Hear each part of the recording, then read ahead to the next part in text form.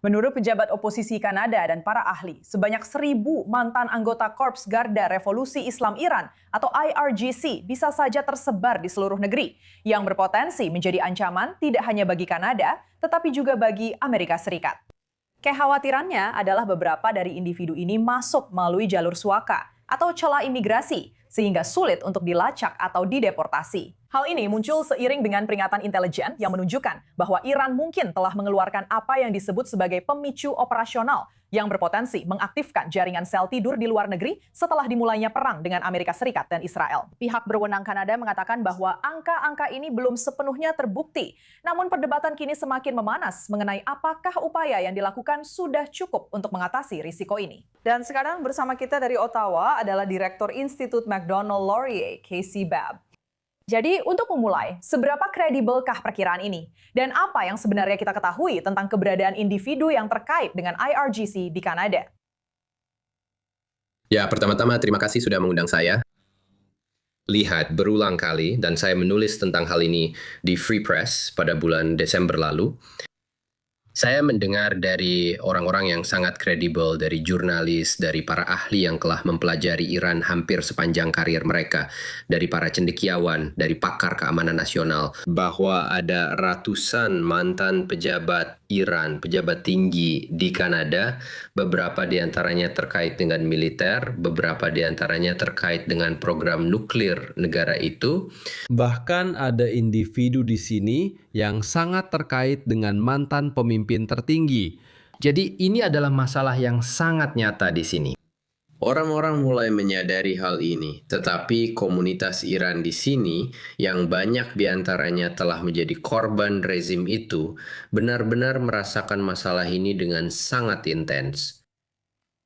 Ketika pejabat berbicara tentang agen tidur ini, apa sebenarnya arti istilah itu dalam praktiknya? Dan ketika Anda berbicara tentang diaspora Iran yang ada di Kanada, apa kekhawatiran mereka terkait kemungkinan jaringan-jaringan ini diaktifkan?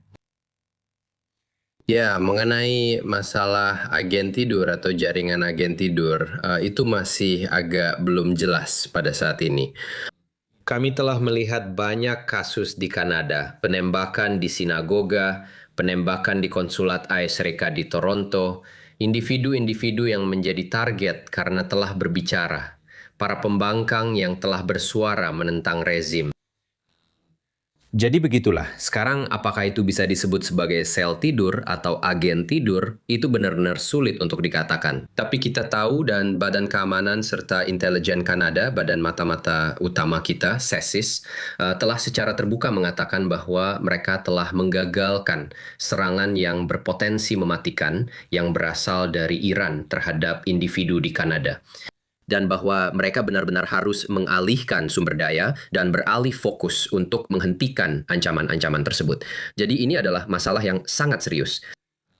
Ini membahayakan nyawa orang-orang.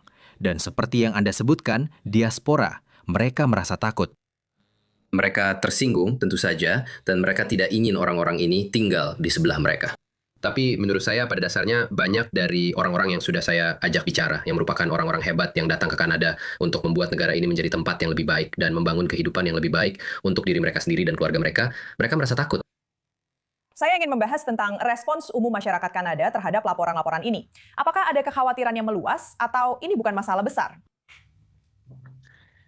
Saya berharap bisa mengatakan bahwa ada kekhawatiran yang meluas, tapi faktanya menurut saya bagi orang Kanada pada umumnya ini bukan masalah besar.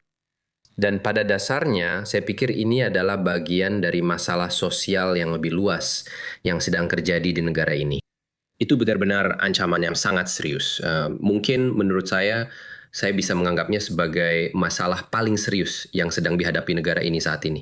Dan selama beberapa dekade, terutama dalam beberapa tahun terakhir, kita telah diajarkan bahwa keberagaman adalah kekuatan kita. Dan bahkan dianggap rasis jika mempertanyakan tingkat keberagaman apapun, kecuali, tentu saja, jika itu berkaitan dengan keberagaman Yahudi atau Israel. Tapi kita telah diajarkan bahwa kita tidak boleh mempertanyakan keberagaman, karena itu dianggap rasis, atau kita akan diberi label tertentu. Bahkan jika keberagaman itu sebenarnya merusak kohesi sosial, nilai-nilai demokrasi kita, dan keamanan nasional kita. Jadi menurut saya, jika kita ingin menghentikan kerusakan ini, dan jauh melampaui masalah pejabat Iran yang datang ke Kanada.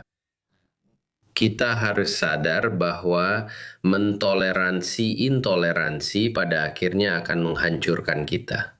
Jadi menurut saya ketika kita berbicara tentang pejabat Iran, masalah ini sangat berkaitan.